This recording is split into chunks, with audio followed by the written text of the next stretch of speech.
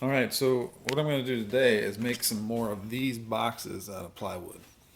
I've got another desk set like this that doesn't have these boxes.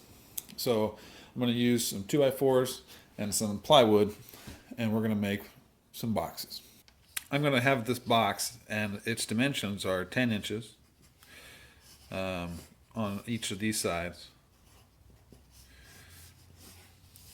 And then the depth is 10 and a half.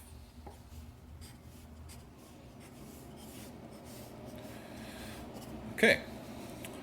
And then I'm going to be putting a 2x4 in each corner. It's not the prettiest drawing, but you get the point, I think.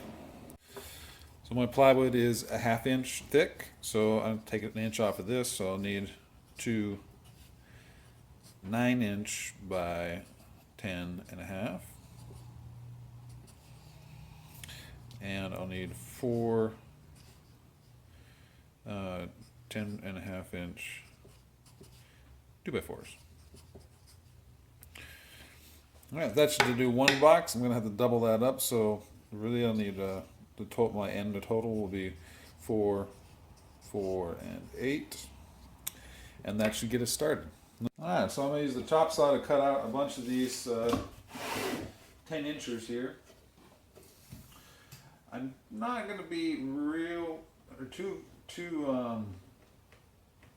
precise about this. I want it to be right, but they don't have to be 10 inches on the micrometer. Basically, I'm just going to make sure I get everything lined up correctly.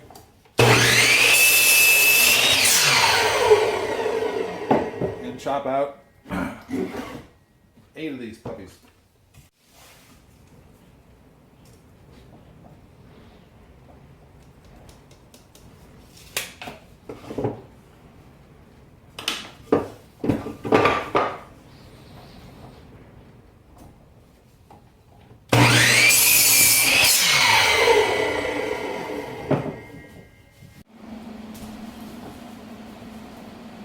Okay, so I've got my 8 2x4s. Basically, what I'm going to do with this is the plywood's going to face up against it and get screwed into it. So these will actually be what hold the blocks together.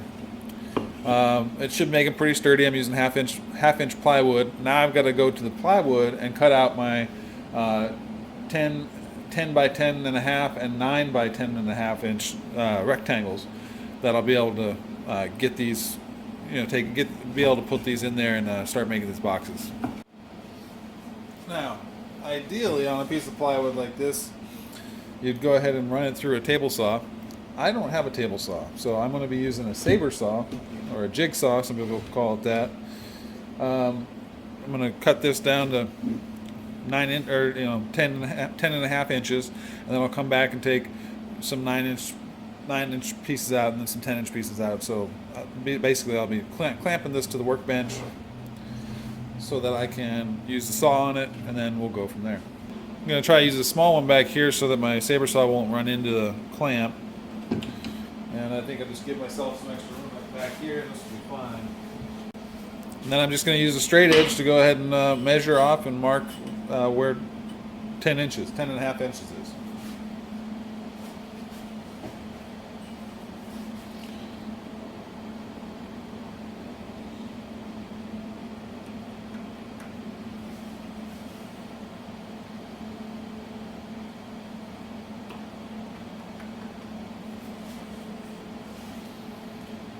Basically just moving down the board, marking off 10 and a half inches every so often, and then I'll come back and score a line, draw a line,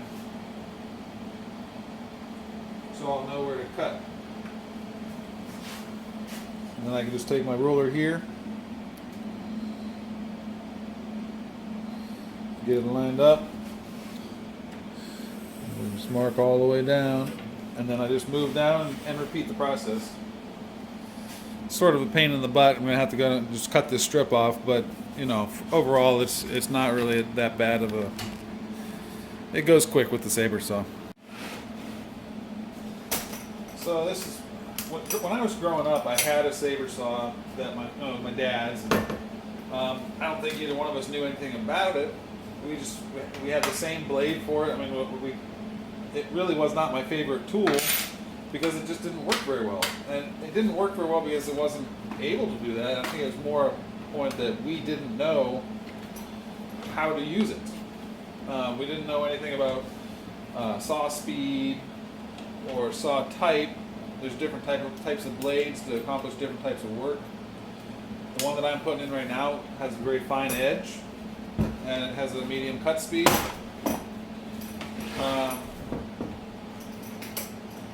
That's one of the things you learn that later on, I guess you figure out, okay, this blade accomplishes a certain task and it does so in a certain way.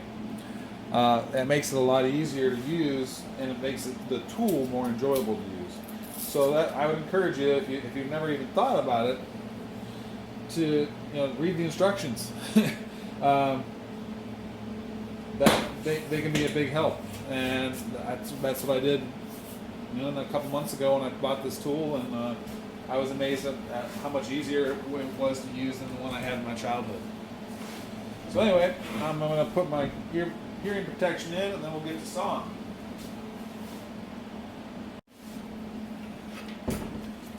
You want to make sure your cords are clear. And then you just line it up.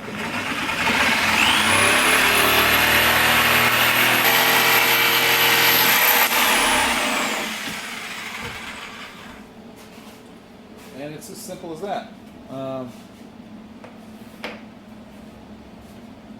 This saw leaves a nice line. It's not perfectly straight. That's the only sort of downside of using a hand tool like this. But for where it's going to go and what I'm going to use it for, it'll be perfect. All I have to do is probably come back with the sanding block and knock some of the edges off. There's really not a whole lot of edges because, like I said, this saw blade leaves a very fine edge and it's very nice. So it's actually better than the shop edge, the edge that comes with it from the store. So now I just got to go through, mark off my 9, and the 10.5s, or I'm sorry, the 10s. I'll probably get a box's worth out of each board. So I've got one more of these that I'll go through and prep up.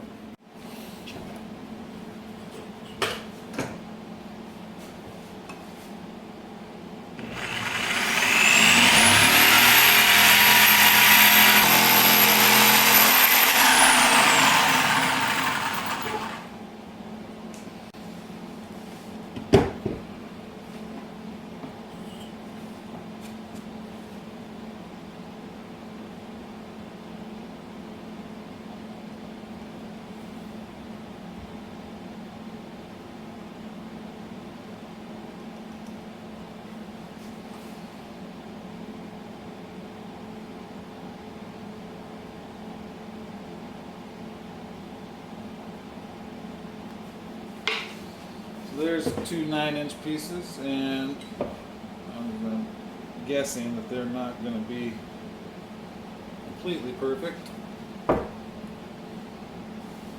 Yeah, they're a little bit off on the top. I don't know if you can see that. I bet you if I flip them the same way, they're not too bad.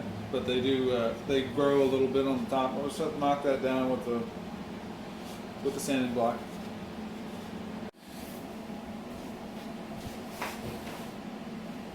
What I've been trying to do recently is make sure that I put my tools away when I'm done using them.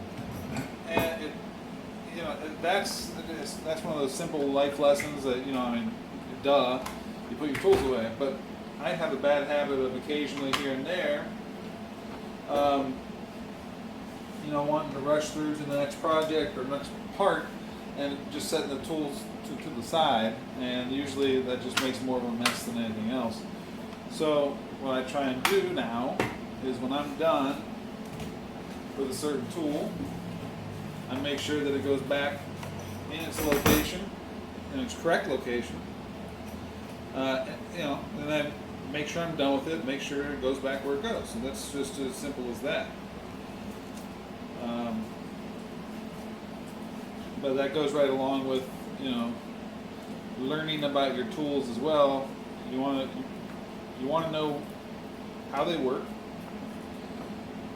and you want to know where they are when you need them. And that's part of, you know, when I put my tools away, I know that all the blades are in the right spot and all the bits and pieces are where they're supposed to be. So I would recommend that as a practice. If you don't do it already, one, learn about your tools, and two, put them away when you're done with them.